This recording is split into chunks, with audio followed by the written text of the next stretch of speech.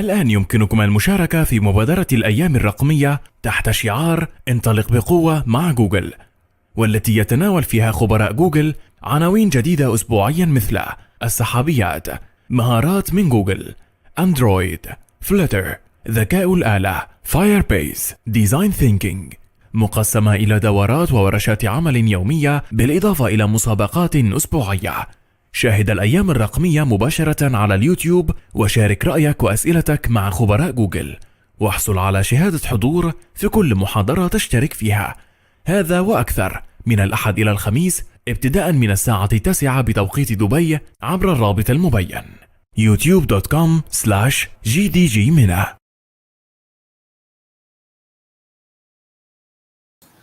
Okay, so hello everyone, salam alaikum, and welcome to Bamboo Geeks, to another session of MENA DD session. With me, I'm Rahah. I'm an expert ML trainer at Bamboo Geeks and also an ML engineer at DBeco. So today we are going to speak about a very trendy topic nowadays, which is the MLOps, or also like machine learning operations, when known as machine learning operations. So we're going to see why and how to implement it in your machine learning system, why there is like this trendy tension inside the field or inside the community of machine learning. Everyone nowadays is talking about it. So we are going to try to figure out why like nowadays it's so important to get to know or to get to implement MLOps in our machine learning pipelines or in our machine learning systems. So let's start by a small clarification about MLOps. So basically, MLOps nowadays is a compound buzz story, because as like data science were in one time or in before 5 or 6 years, it was also a compound buzz like as also after some technologies like Web 3.0 or etc. Now it's time for MLOps. And MLOps is composed of like mainly two parts: ML, which stands for machine learning, data science, deep learning, AI, etc., and the part of ops, which is operations. So the idea of ops or operations in IT means like the management of the pipelines or the management of any like any system or any IT-based infrastructure. So we can find DevOps, we can find BaseOps, we can find anything compounded with ops can refer to managing that thing. Also, we can find some technologies like containers, Kubernetes, Docker, etc., etc. But the idea here is that like those are techie things. When we say techie things, are like just terms that people are saying, like as you can see on the comic in front of you. People are just like mentioning containers here, Kubernetes there, MLOps here, Docker there, etc., etc. So the idea is that those techie things do not solve problems. They just here for people to say them and to show themselves that they are like updated with what's happening now on the field. But actually those terms do have like a very deeper meaning that we need to understand before even saying them, before even being able to say them, because when we say containers, when we say Kubernetes or MLOps, those are big things. So we need to say them in their appropriate context, and that's what we are going to see today, inshallah, in our session. So let's start with a short story. Always like it's good to tell stories and to see like how we can take our point of view of MLOps from an LF point of view, or explain like a 5 concept. So let's assume, or let's say that you read an article that said that doing machine learning, like let's suppose that you are in your freshman year, like you are in your first university year, you are studying computer science and IT. Then, like while looking for some resources or while searching Facebook or LinkedIn, etc., you found an article that said that doing machine learning was the job to get in 2022. That machine learning is something that is very great, that is on not only crazy in demand, but commanding among the highest industry salaries around. Like you can see from this link, indeed statistics, that an ML engineer is the highest paying job role in 2019, was the highest paying job role in 2019, and it's keeping increasing in 2021, 2022. Even like with COVID-19, nothing happened for the salaries of ML engineers. So what does it mean? It means that there is job security, there is money. So what's not to like about this? So obviously, what you started doing is you decided to start working full time on learning machine learning, on like learning the skills, the necessary skills, the doing some few side projects to beef up your resume maybe, and by the end of the path or by the end of the chain, you want to land that dream job as a machine learning engineer or like as a data scientist. Then you are feeling good. I mean, like, how hard could this possibly be? It seems simple. It seems like that I need to learn some skills, need to learn machine learning. I will do some projects. I can show up a good resume. Then I apply for a job. I pass the interviews, and tada, I'm a machine learning engineer. But unfortunately, the reality is this. So one day, while also like during your learning path, you found an image like this. So it's okay. There is you don't need to zoom or you don't need to understand what's happening inside. But basically, that's the idea. Is that like machine learning is not only about machine learning. Unfortunately, the name says machine learning, but basically the reality says many big things and many other things. As you can see here, it's a whole world of technologies, whole world of components. We talk about data, we talk about operation, cloud, infrastructure, deployment, serving, like many small components that they are inside the engineer. So if you want to get this image, you can just like go to the 2021 Machine Learning AI and Data Landscape by Matt Turk. Matt Turk is a venture capitalist that talks a lot about ML and data from its real world side. So maybe after seeing this image, you are like, what is this? And maybe you close your browser, you pour yourself a glass of soda, and you ponder the thickness of life. You ponder like the peace of this life. So basically, that was our story. A very short story, but a typical one for many beginners nowadays with ML, that they want to start on data science and ML. They are so overloaded with technologies, overloaded with like tech things, as I said on the beginning. So it's hard to know from where to start, specifically if you want to start like on a specific part like MLOps. So let's make it a little bit realistic, and let's like reduce that image from Matt's trick to a very small one, a more realistic one.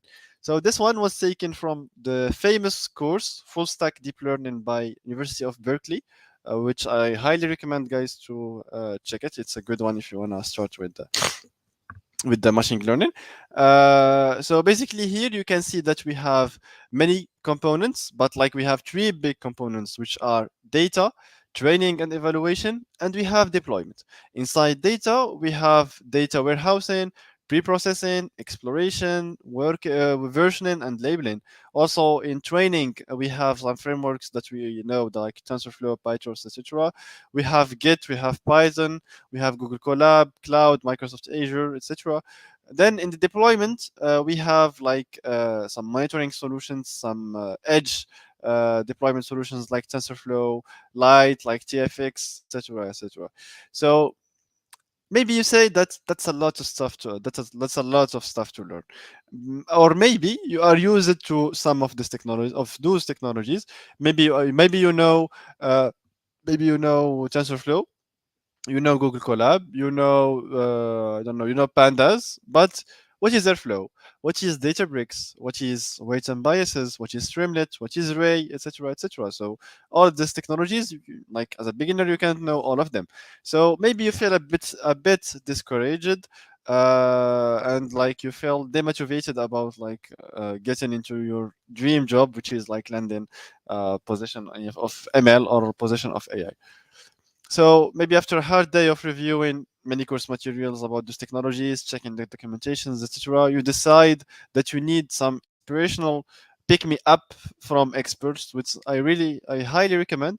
That's like now to start, like to go and try or get some inspirational pick me ups, which I call them pick me ups, taglines from experts. From like you can find experts on YouTube, you can find experts here on MENA, etc. So try to get directly from them what they're saying instead of like reading articles, because nowadays it's good, yeah, it's I highly recommend to go read articles, etc., but not from the beginning. Articles do give you very valuable information, but at a point or at a starting point, you need to get like that inspirational pick me ups tags. So this is coming from a very wrong perception that like machine learning, when everyone now hears machine learning, thinks that the ML code is from the biggest part. It's like taking the biggest part of any ML system. Like if I want to build a self-driving car, I'm thinking that the hardest part is to build the model that is going to be able to drive that car. But this is very wrong, because reality is that like that model who is driving the car is a very small component, even the smallest component of that ML system or of that self-driving car. There is a whole other mess, like the serving infrastructure, the configuration, the data collection, the monitoring, etc., etc. Like all of those are so much important, even more than the ML code. So it's good to make this clear, and it's good to start like by having this mindset. And now we are going to go deep dive on MLOps. So it's going to be easy for you. Just like understand that ML code is the smallest part of any ML system. Also, keep in mind that we have many components in ML. We have data, we have training, evaluation, and we have deployment. So basically, it's about this. And now let's see the very first part of our MLOps journey, which is the ML modeling in practice. How ML is being modeled in practice by two types of people, by researchers and by industry industry tech teams. So the very first basics that we need to get to know is that we have in ML modeling, we have two main phases. We have the training phase and we have the inference phase. Inside the training phase, we have like data labeling, ML choosing the machine learning algorithm, and training that algorithm. Then during the inference, we have data coming from online resources or live sources, data sources. Then we have our model served or making the predictions.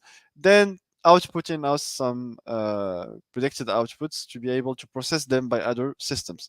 So this is the very basic ML modeling. We have training, inference connected to each other.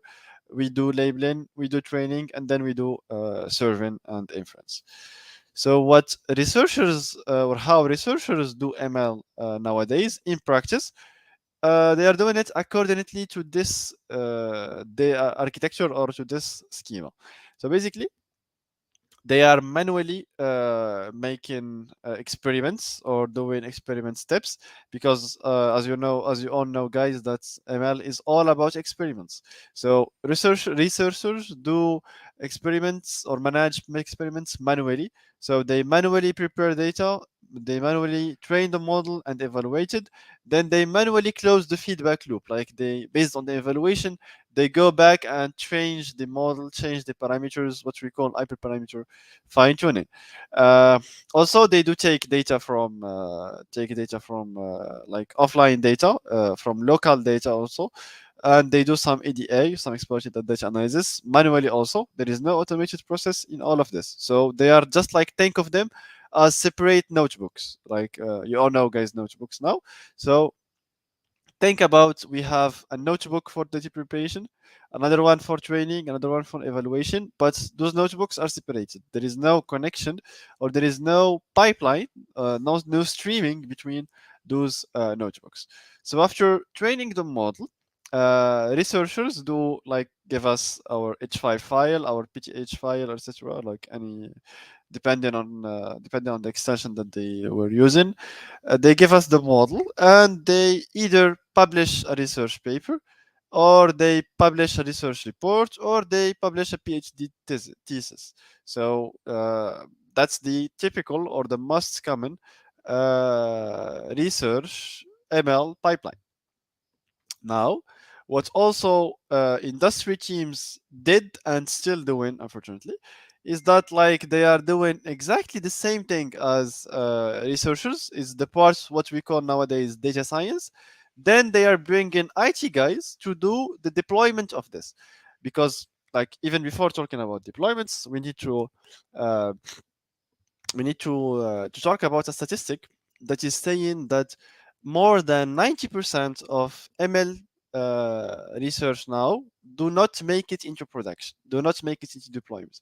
So you can see that many models do stay on the phase of data science. They do stay on like training, evaluation, etc., etc. There is no deployment, and there is no production or industrialization of machine learning. Like a few, either like just a few percentage of ML, that is making it through the production part. So basically, this is a schema of how industry teams are doing, and still doing ML. As I told you, they are just like doing it the exact way as researchers. The only difference is that like when they want to deploy, because they are a company, so they need to make revenue. So they are supposed to when they want to deploy, there is a team of IT, like of DevOps, what we are going to call DevOps, to manage deployment and to do deployment. So like there is no like loop here or automated pipeline. Yeah, like each part is being done manually, is being done separated, and then like it's just like a work of factory when like we go from piece 1, piece 2, piece 3 until we make a car or make a truck. Okay, so hope it was clear, like this part of modeling. Now we are going to dive on the MLOps Cookbook and see what's is MLOps and why I'm talking even about the modeling, because like the modeling is the basic. Like we need to understand what is being done nowadays in order to see the importance of MLOps. So by this, I want to show you the importance of MLOps and why, like, what is the motivation behind it, and why we talk a lot about it nowadays. So let's start by what's in a name. Let's start by the small definition of MLOps. Basically, MLOps is referring to a set of practices practices and tools to deploy and reliably maintain machine learning systems in production. So, in short, MLOps is just like the medium by which machine learning enters and exists in the real world, because as I told you guys, 90% of the models do not make it into production. So MLOps is here to make them into production and to make them exist, or to let them exist in real world. So it's a multidisciplinary field that exists at the intersection of three big fields that are software engineering, or IT, data science, and DevOps. So the intersection of those three main fields will give us something called MLOps. While obviously there are many exciting other new advances in AI research, but today we are in the deployment phase of machine learning. When we say deployment phase, let's remember a little bit about, let's talk a little bit about the classical phases of an ML project. The phases of an ML project are the discovery one, the feasibility, the development, and then the deployment. So the deployment is the last one. And nowadays, in 2022, we are in the deployment phase. Basically, we ended the discovery one, the feasibility one also. Development phase also is nearly done. So now most companies and most research or like ML enthusiasts do focus on the deployment phase. They are like just nowadays, each like all the lights are focused on how to deploy, how to make a model ready to be ready for production and ready to be industrialized. And by saying this, let's ask the question about where are we of MLOps, and the best thing to modelize where are we is to use the Gartner hype cycle paradigm. Is like a very well-known paradigm of Gartner, and in this paradigm we are gradually entering something what we call the slope of enlightenment. So MLOps in 2022 is in the slope of enlightenment. It has like passed the peak of inflated expectations. Like there is always this diagram or this paradigm is showing us the typical history of any technology that goes out that goes out like nowadays. So basically, there is the very first part, which is like the peak of inflated expectations. People are just like talking about the technology; they are expecting it to be magic, etc., etc. Then this goes down to the touch of disillusionment, which is like the part where people start forgetting about it and the new technology can appear. Now MLOps is in the part where it's doing correction and it's retaking its fame. It's what we call the slope of enlightenment, and MLOps nowadays is more mature than before. So it's why it's more mature, because now, as we have seen, people or companies are interested in the deployment, and MLOps is here to make deployment easy. So there is a high interest, or there is a high connection between the two things, MLOps and deployment. That's why like MLOps is retaking its fame and retaking its position now in 2022. So okay, that we have now that we have seen the definition here, that MLOps is the intersection of DevOps, data science, and software engineering. Maybe a lot of you do not know about DevOps, or like they have heard about DevOps, but there is no concrete definition about DevOps and how DevOps is being implemented and what's the relation behind or between DevOps and MLOps. So first, to start, I want to say that DevOps is a mindset. It's not a tech stack. It's not about Terraform, Ansible, or those famous also technologies. No, it's more than it's a mindset. So let me show you a little bit of history about DevOps. Uh, DevOps is also a term that is combined of two sub-terms, dev and ops. Dev for delivery and ops for support or for post-production support. So back in like 2006, 2005, etc., delivery was separated from post-production support. Teams were developing or making like building and developing the application. It's what we call delivery. When they finish their development phase, they pass all the code and they pass all the knowledge to another team, which is like going to be responsible of deployment.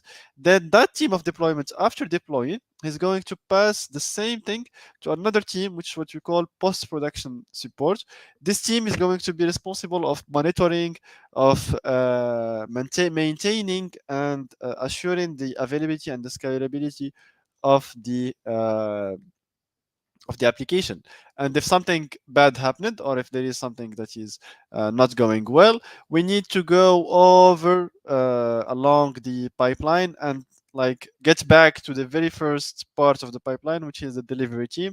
The delivery team need to rebuild the code, or apply the new code, rebuild it, redeploy it by the deployment team, then reach to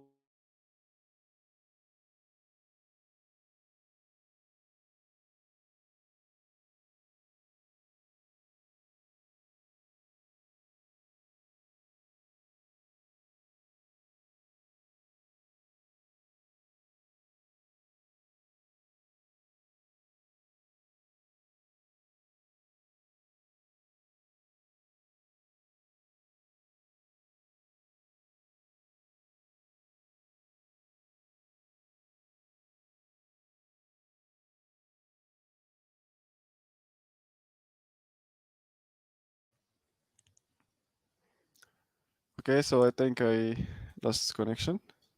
Yeah, sorry. I think I lost connection. So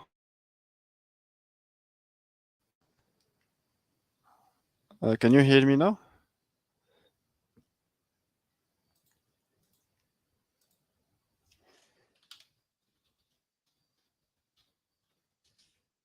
So I think the connection now is okay. I think now it's good. So I was saying that don't know from where I lost connection, but I was saying that DevOps was separated. The delivery was separated from the post-production support. Okay, great. Okay, so I was saying that the delivery was separated from the post-production, and that's the state back in 2005, 2006. Let's now go move forward on the time, and let's see what was the state in 2012, 2014, where the new term DevOps appeared. Is here like when they thought about the combining the delivery and the post production with something called DevOps. So what DevOps is doing nowadays is that like there is the initial proof of concept.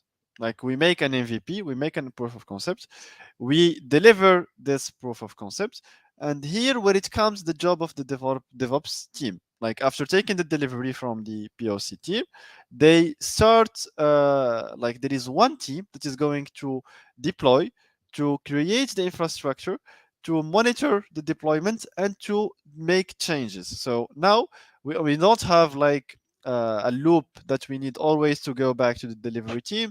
Now, no, now there is only one big team that is called DevOps team. This is going to be responsible of building on the production side, deploying on the production side, and then monitoring that production or that deployment. So that's simply what DevOps was about. Then the revolution was happened back in 2015, 2016, where something called CICD showed up. So this is basically the revolution in DevOps now. So Dev was separated from Ops. It's clear. DevOps or like then Dev was combined with Ops, which is also clear. But the new revolution is about continuous integration and continuous deployment. So I told you that on the DevOps side, we had like a DevOps team, then a POC team. The POC delivered through the DevOps. The DevOps was in charge of making anything up into production. Now, with continuous integration and continuous deployment, we are going to automate all of this. Like we are going to create a pipeline. Like as you can see, that green one, we are going to make it all automated. So now the job of the DevOps engineer is not like to monitor and to make into production, but now his job is going to, or the job of the DevOps engineer is to like automate this and make it ready or deployable, ready for production, and ready for monitoring automatically. No interaction of a human here. So that's the philosophy of continuous integration, continuous development, and by its name, continuous integration, which means like that any change is going to be automatically deployed, and any change or any performance change on deployment is also going to be automatically reported to the development team, which is something very revolutionary, really very great to implement, and is going to make life easier for the the IT teams that they were struggling with production, with making things ready for and ready and available for production. Okay, so before moving, to be honest, to the MLOps maturity models, basically the relation I need like to keep the keep you up on the link between why I showed DevOps with MLOps is that like I told you that DevOps is part of the MLOps. Like the MLOps is an intersection of software DevOps and data science. But like in real life, MLOps just like took the principles of CICD, principles of dev and operations that they were combined. Then they created something new called continuous training or continuous learning. That's the new thing in MLOps. Is that like instead of having only continuous integration and continuous deployment, because like in ML we do not have code that is like mobile application or web application that needs to be monitored in or need to be tested, etc., etc. Now we have a whole different pipeline, and here where it comes the like the additional value of MLOps, which is continuous training. Continuous training is the fact of making making the part of training, evaluating, data preparation, data and model deployment, making it automatically done, and making the model learnable by learnable on time, like, which means like nowadays when we hear real time, which is like real time, but just I want to clarify that real time by its definition, it's not the fact of being able to do predictions in real time. No, the real time in machine learning or in the MLOps philosophy is about being able to use the live data that comes to retrain or to fine tune our initial models. That's what we call real time. That's what we call continuous learning. So the model is continually learning from the data coming up live. So that's in this way that there is always a performance changing, performance going up, and the model is never going to be static and going to be stuck on one metric or one specific output. So that's the relation between MLOps and DevOps. Hope it's clear. Okay, now I will go up and see the MLOps. We're going to see the MLOps maturity models. So MLOps is not something easy to implement. That's why there are many levels, or what we call many maturity models. Maturity models are like just we can modelize them as levels. So there is level 0, level 0.5, level 0, level 1, and then level 2, which is like the biggest or the highest one. So the very first level, which is the -1 level, is where there is no ops, which means there is no MLOps, there is no operations, no like no automation, etc., etc. So this is the case of research people. Research people actually do not need to implement MLOps, because basically their work is about doing experiments, trying to find some state-of-the-art architectures, then do predictions, calculate metrics, output this in a research paper, and they are done. Their job is not to deploy this. Maybe if they are about a research and development, if they are inside the research and development department inside the company, maybe they are going to be supposed to deploy. But inside the laboratory, they are not supposed to deploy. They are just like supposed to create or to be output for us a paper that shows or that proves why their model is better than the others. So here the ML process is highly manual. There is also poor cooperation between people involved in the project, and there is lack of standards, and success like here depends on individuals' expertise. So here we highly depend on the expertise of individuals. We highly depend on whether people working on the project are highly skilled or no. So that's here the issue. And as I told you, the use cases here are when we don't need MLOps, or when we need only manual steps. Here where we have only to implement a proof of concept, a POC, an academic project, or a research project. Now we move to the next level of maturity, which is level 0, the basic one. So here, what's going to be happening is I'm going to let the training or the research and experimentation phase, I'm going to let it manually, but I'm going to introduce a new thing. Instead of like making predictions on CSV files and spreadsheets, I'm going to create something what we call model artifact. Model artifact is like a GitHub repository where I'm going to store metrics about, or I'm going to track my experimentations while doing research, and I'm going to store them in this artifact.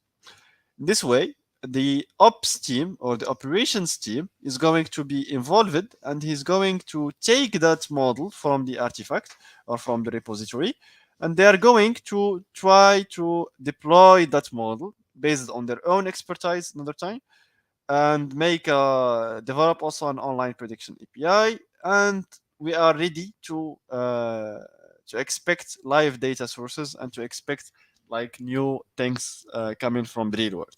So that's the level 0.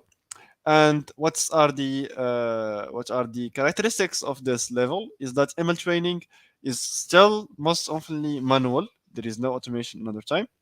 Software engineers here might help with the development. So maybe software engineers here can involve with development of this. And also the only thing here is that there is automated tests and releases. Why? Because we implemented the artifact, and the artifact is a philosophy of like having like releases, versions, and tracking of those experiments. So here I can control a little bit this part. And where I can use this level 0 is when I wanna only bring the POC into production. Like I have a POC or I have a research output and I wanna bring it to the production or make it production ready. So here where I'm going to need the MLOps level 0 to be implemented. Then here it comes the MLOps level 0.5. Which is like also known as the manual research plus automated production. So here there is no simple production or manual production. There is automated production. So we keep the research another time as manual. We touch nothing on the research and experimentation phase, but instead we are going to build a new whole pipeline in the production side. So you can see here that the production or the dev test slash production phase is full. Like it contains many new components. Basically what I'm doing, what we are doing in level 0.5 is that we are deploying a pipeline. We are not deploying only the model, but we are deploying the whole pipeline of making a model. Here we take like the data extraction, validation, preparation, training, evaluation, and deployment pipeline, the whole one, and we deploy it, and we make it ready to accept live data in order to do what we call real time or what we call continuous learning. So live data, whenever it comes or whenever there is a request from real world, this data is going to be like predicted using the past model, and we give the output. But also it's going to be reused on or re-inputted to the pipeline in order to be reused to fine-tune the model. So that's a huge approach, or that's a huge added value into the field of ML and into the community of ML. So if we try or if we manage to implement this, it's going to be so great for any project, ML project or ML company. So what are the characteristics here of this level is that like ML experiments, experiment results are like going to be centrally tracked. So there is a tracking of the experiment results. There is no manual check-in. Also, the training code and models are going to be version controlled because we have a trained model registry as like the level 0, just like on a more sophisticated way. And deployment here is handled by software engineers, by fully software engineers, is what we call an MLOps engineer nowadays, or an ML engineer also. So basically, those are software engineers that all of their work is about making this deployable and creating this sort of architecture and schemas. And for the use case, we can say that we can use when we are maintaining multiple models, 2, 3, 4 models. So when we have multiple models to maintain, it's going to be so helpful if we have an architecture or when we have an infrastructure like this one. The third level is the level 1, which we call the automated pipelines. So here everything is automated. This is the greatest level, it's before the greatest level. So here we automate even the training part. So on the training part, that pipeline of validation, training, and model training on the model evaluation is going to be automated and being triggered and orchestrated by some tools.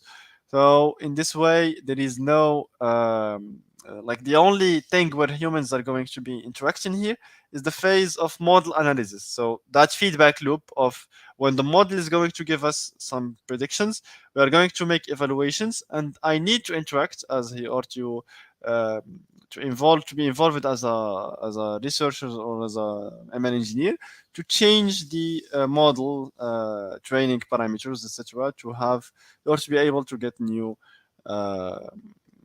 results or better results. And that's the only difference between the level 0.5 and level 1. The only difference is that like the ML or the training or the research or experimentation phase is going to be fully automated. And we also, obviously, we keep the production automated and fully ready for deployment and for making predictions. Here, the advantages are that like releases are managed by automated CICD pipelines. There is CICD, even if it's like not showed here, but there is CICD pipeline.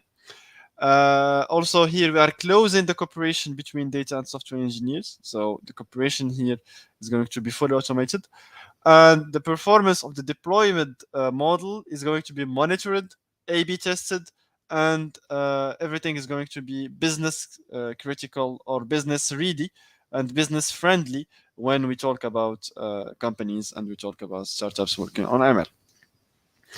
The last level is the level 2, which is like the CI/CD pipeline. Basically, this is a level where only big companies can implement, and like not by its complexity, technical complexity, no, but its use case or its need. Maybe now for most like projects and most starting companies, they don't need this level of MLOps. This is going to be used only for companies like Netflix, like Airbnb, Google, Facebook, etc. Like those companies that they do handle a huge number of models, very complex use cases, business use cases. They need this to be automated in a more efficient way. They need to optimize the deployment, etc., etc. So all of this is going to be solved in the level 2. And yeah, those were finally the maturity modeling, MLOps modeling that we have now in 2022. Like, is there any question before moving out to the next one? The next part, which is going to be the last part. So I will give a 5-second reflection if there are any comments or any questions showing up on the comments bar.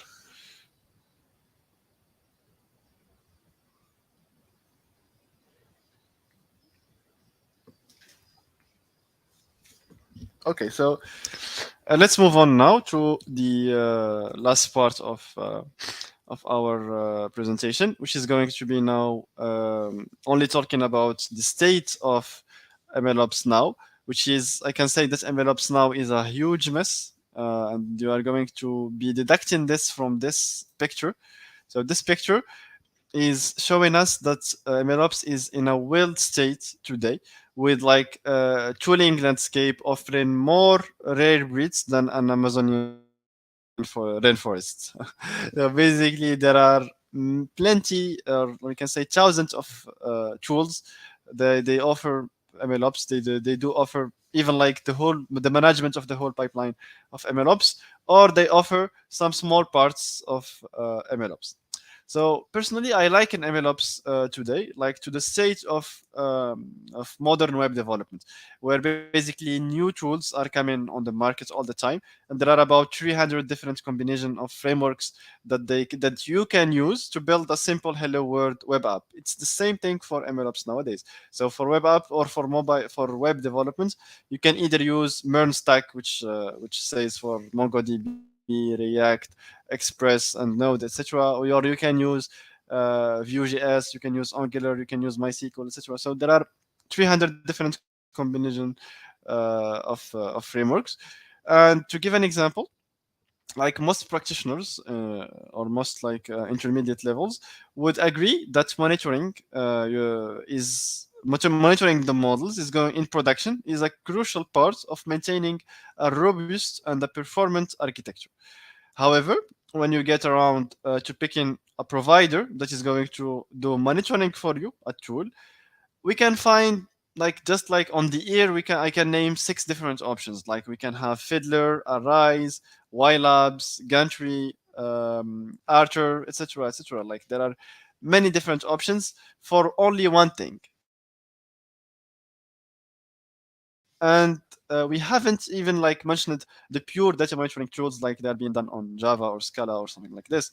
So it's nice, yes, it's nice to have options, but the question is, are these monitoring tools really so differentiated that we need more than 15 of them, like nowadays on our use case?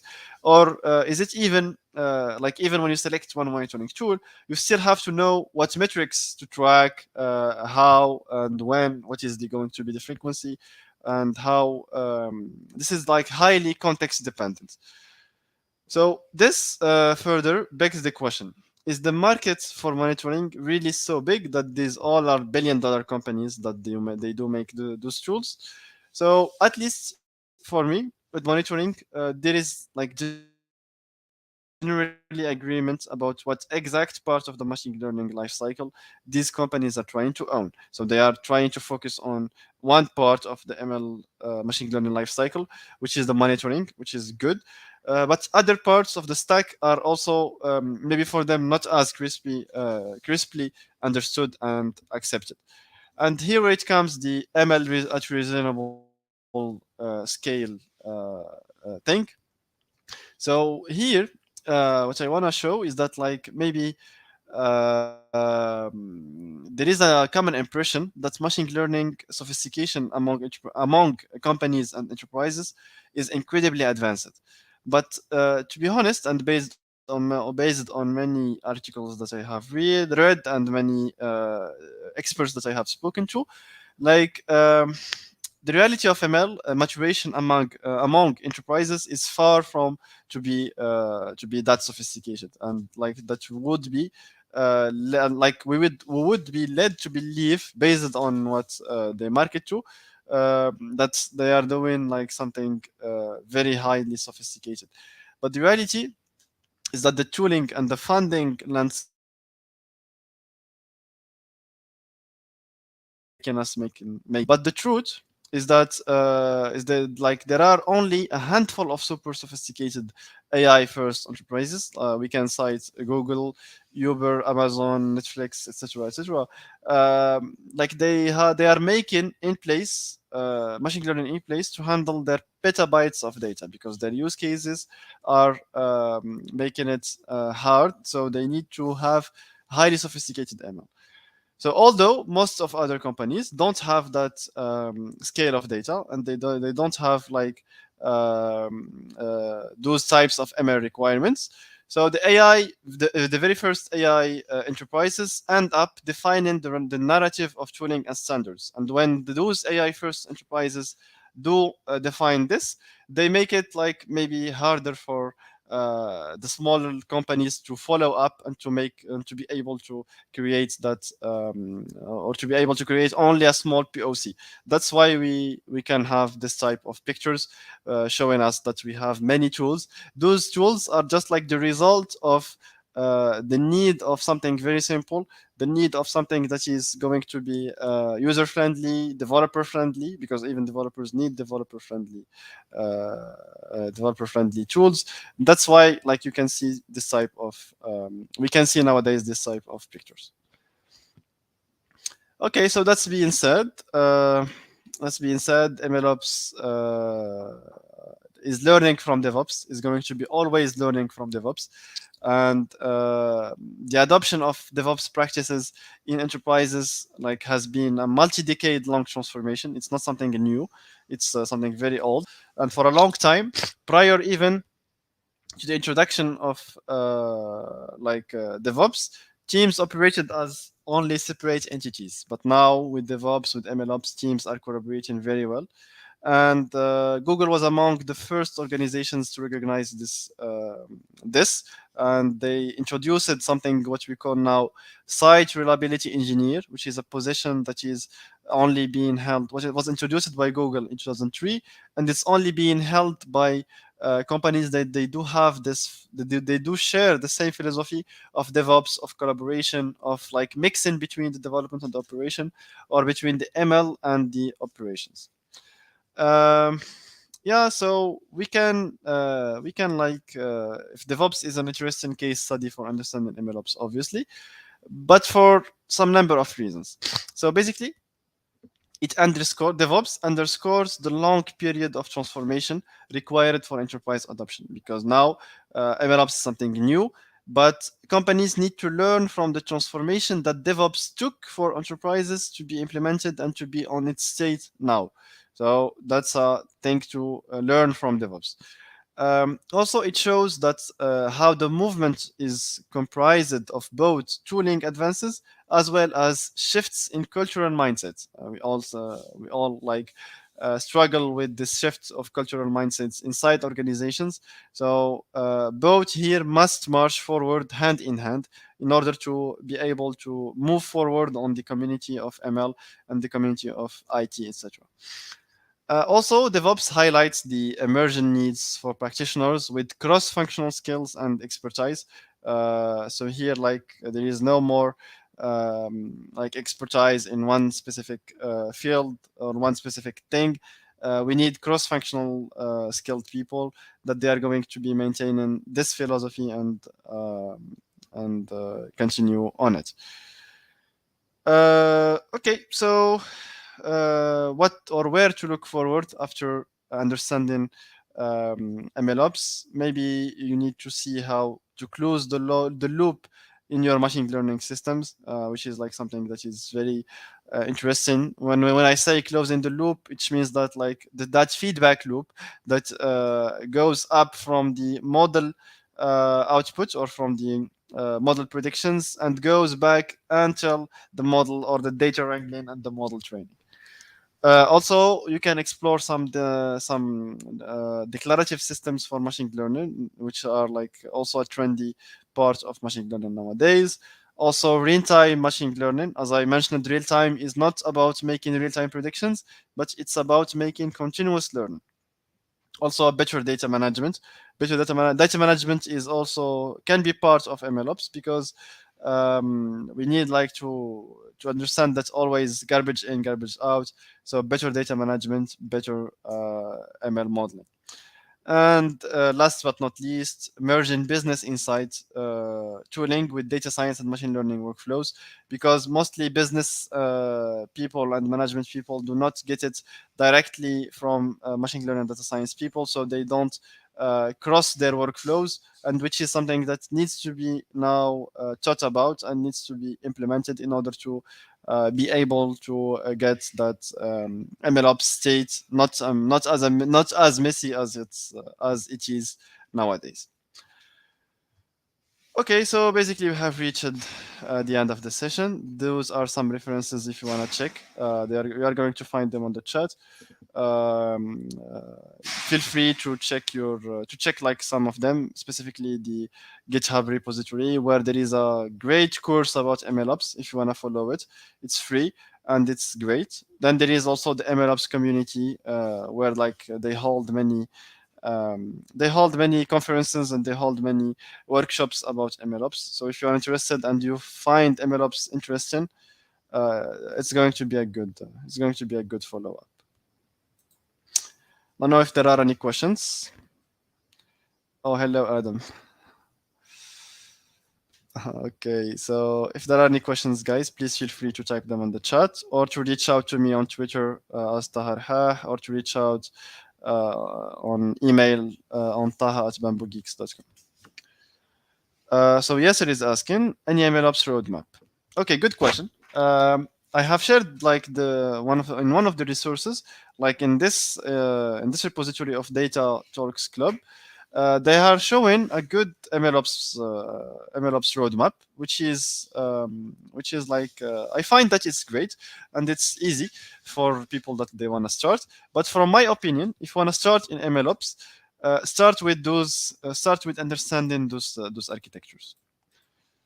Those architectures, specifically how to switch from no ops to level 1 to level 0.5. Like if you understand very well how this is going to be done, and how switching from no ops to level 0 to level 0.5, it's like already a good roadmap. But if you want to ask about technologies, if you want to know more about the technologies used in MLOps, the GitHub repo from Data Talks Club and the MLOps community are going to be so helpful for you.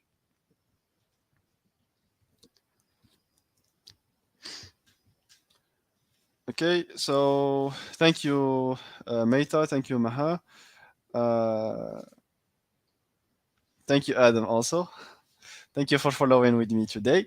So I think we have reached the end of the session. If you have any question, as always, feel free to contact me, and see you, inshallah, on the next session. Goodbye.